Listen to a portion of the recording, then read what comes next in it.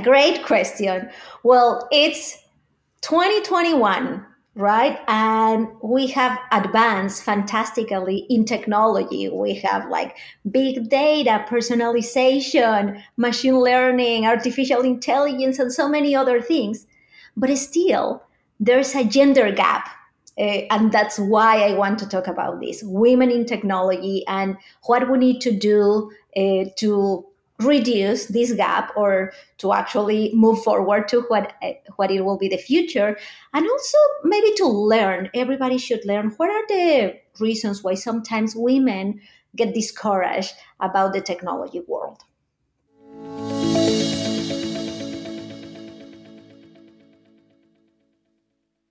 Well, the reality is that technology has been an industry dominated by men, right? And just to mention something, like when you think about an engineer, normally, and not just you, but in general, if you ask somebody, what do you think when we tell you the word engineer, right? Or mathematician or physician? Like people typically think about a guy, right? So starting with that topic, that's just stereotyping, and we need to break those ideas and stereotypes. So how has been in the past? So let's just talk about amount of women in technology jobs or even studying a STEAM major. And when I said STEAM, is science, technology, engineering, or mathematicians, right? So in the past, normally it could be less than 5%, or even just like a 5 to 10% of women studying these type of majors. And then, of course, if that's the amount of women studying, imagine how many women will actually take a role in a company and start moving forward. So something that I can tell you is that we know that less than 10% of the startups are owned by women. First thing, right? And also, another thing important to know is that women have been earning lower salary than their male counterparts. So these are little things that we know about the topic, but there is still more to know.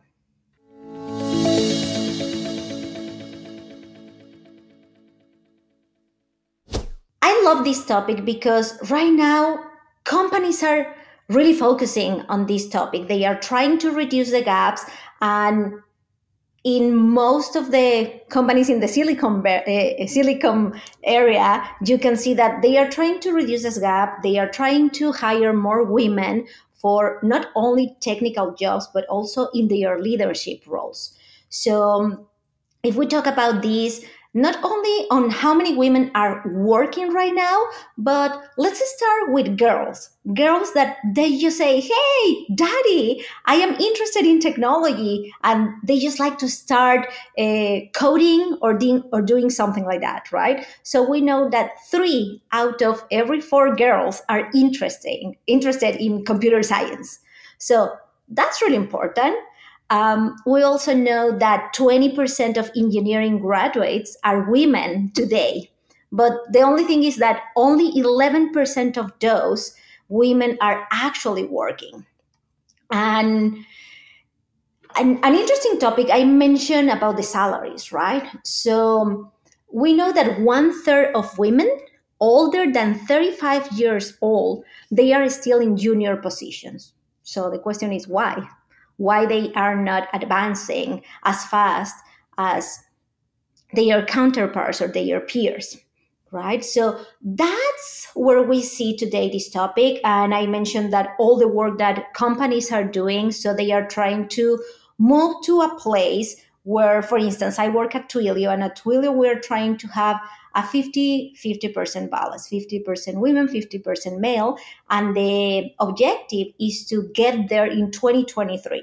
So this is a very close future, right? And a lot of companies, technology companies, are trying to do that. So it's not only the women, but also the diversity aspect, right? And companies are pursuing that objective.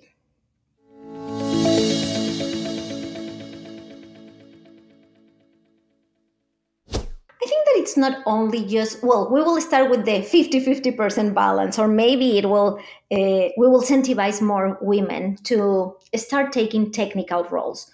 But I think what we have to do is first understand why women sometimes do not feel empowered to pursue these jobs. And if you allow me, I would like to tell you a few examples on how women think versus how guys think. And maybe that will empower a lot of managers and leaders to actually support women a little bit more. So, it's very interesting because I have been discussing this with some friends. And let's just think about or imagine that you have a job description in front of you for, let's say, a developer role.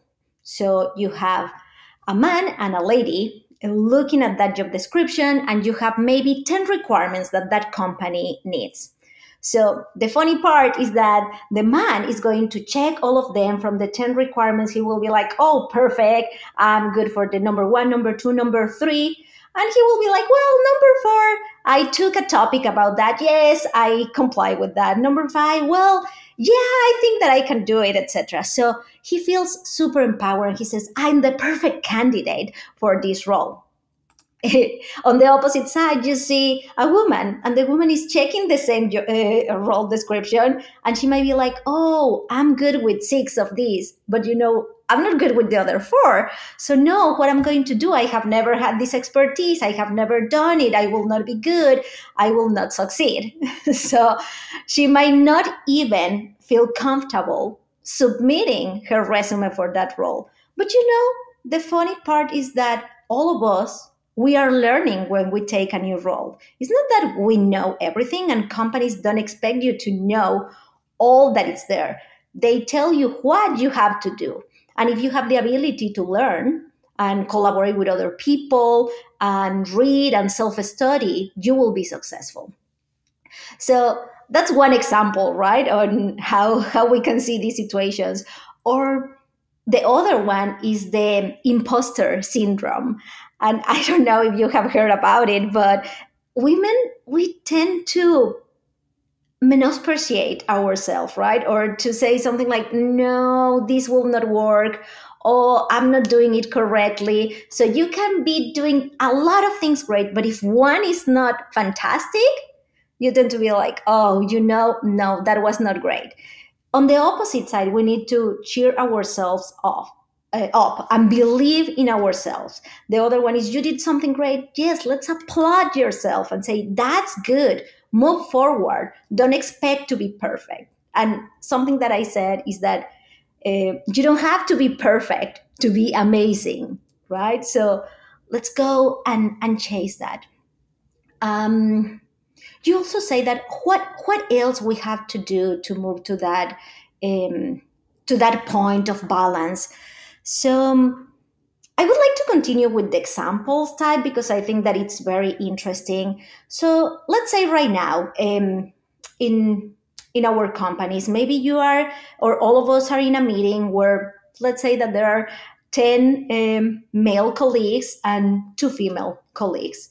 So normally, guys tend to get so passionate about topics, and they are talking and talking and talking, but then women feel like, oh, maybe I'm not an expert, I don't know about this, or they let them speak. So I think we also need to make sure that you allow everybody in the group to talk. And something that I have seen, and this has happened to me, right? Being on a group like that and just coming with a great idea or what you think is a great idea and offering that to the entire group, and people will be like, oh, okay, that's fine. 10 minutes later, another guy will repeat exactly the same that I said, and everybody will be like, oh my God, that's awesome. Let's go and do it, right? So I'm thinking that all of these are unbiased situations, and that if other people are there and they notice that, they should be like, hey, actually, that was the idea that Karla had. So it's awesome that both of you have the same idea. So I think that we can move forward and try to go for that project, right? Or try to go for that route. So things like that. And I think it's all about being inclusive, listening to what people are saying, because I think sometimes the problem is that we are not paying attention. So when you're not paying attention to one person, then another one comes with the same idea and is going to say, oh, that was fantastic. But guess what? The feeling that the person has on the other side, the woman has on the other side, is like, oh, they are not listening to me, or my idea was not recognized. So little things like that are the ones that I recommend managers to consider, to take care of, so that they empower people. Um, and not just on the work side, but for instance, young ladies or girls that are still studying. So there are a lot of groups of girls in technology or coding for girls. So I think that parents or even teachers, mentors should be empowering girls to do that. We actually know that right now, Generation Z is the one that is taking or is starting to work. They started working, what, 1 or 2 years ago. And these are the girls that had been coding since they were in school. So they are digital natives. So that's why I'm expecting that the future will come up or will bring us with a lot of these, solving this gender gap, right? Seeing more women taking these roles.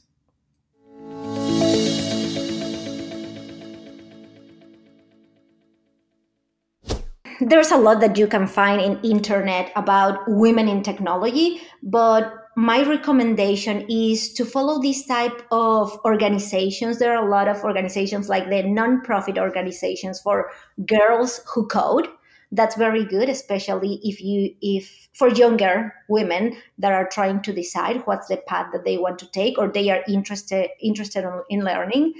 And for women that they are ready in their careers, in social media, even in LinkedIn, Facebook, or in other social media, you can find women in technology. There are a lot of groups worldwide or based on the location where you live. So that's a fantastic place to start. So, for instance, I am part of different groups here, and I can mention one that is Latinas in Technology. That's in Facebook. And that's very good because it's not just women, it's also Latinas. So it's segmented a little bit more, and it's how to help Latinas pursue their goal in technology. So that's my advice, right?